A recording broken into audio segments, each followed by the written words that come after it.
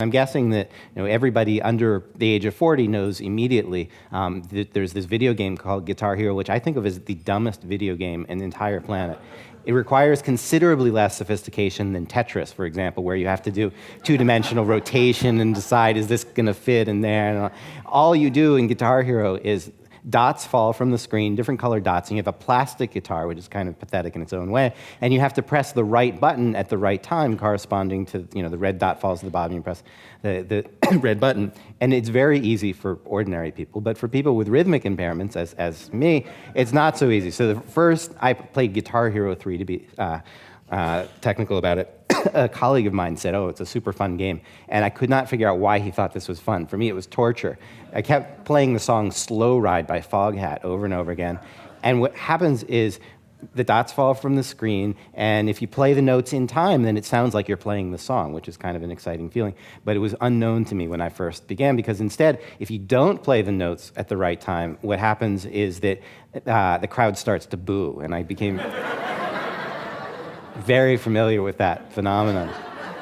And if there's enough booing, eventually the giant word fail comes up on the screen. So I put it in a closet, despite wanting to be musical. My whole life, I really did want to be musical. I always spent all of my disposable income on CDs and then eventually like fancy audio equipment and stuff. So I always loved listening to music. And I'm a scientist, as you probably realize. And as a scientist, I felt kind of lame that I could hear the music but not really understand it. So I always wanted to be able to make music. But the game went off to the closet. I couldn't do that. And then my wife played a similar game called Rock Band 3. My wife actually has musical talent. And so she played with some friends, and they had been playing for like 3 months. And she played the drums, which she had never played before. And she got like a perfect score or something like that. She was very excited about it. She came home, she told me about it. So I got the game Guitar Hero out of the closet.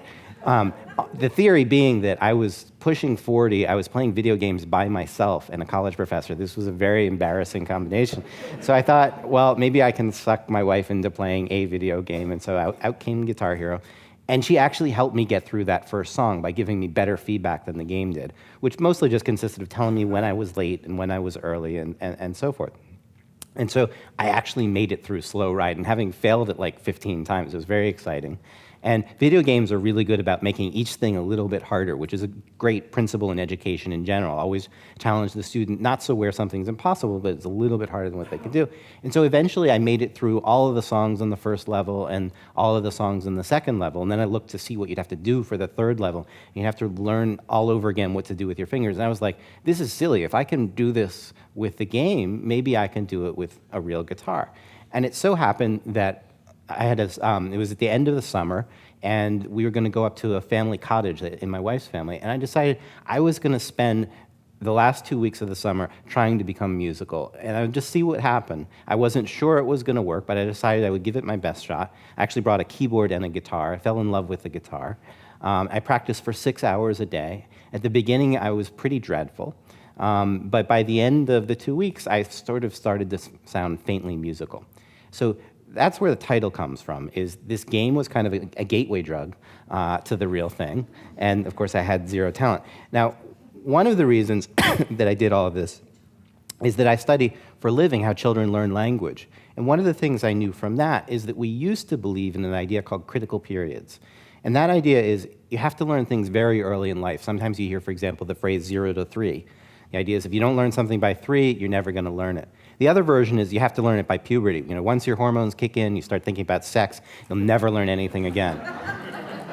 And I don't want to say that's totally false, but it also turns out, I was realizing from my field of language acquisition, that occasionally some adults actually succeeded in learning second languages just fine. I mean, not every adult can do that, but this whole idea that it was just impossible after you were 15 or 3 or whatever it was starting to deteriorate.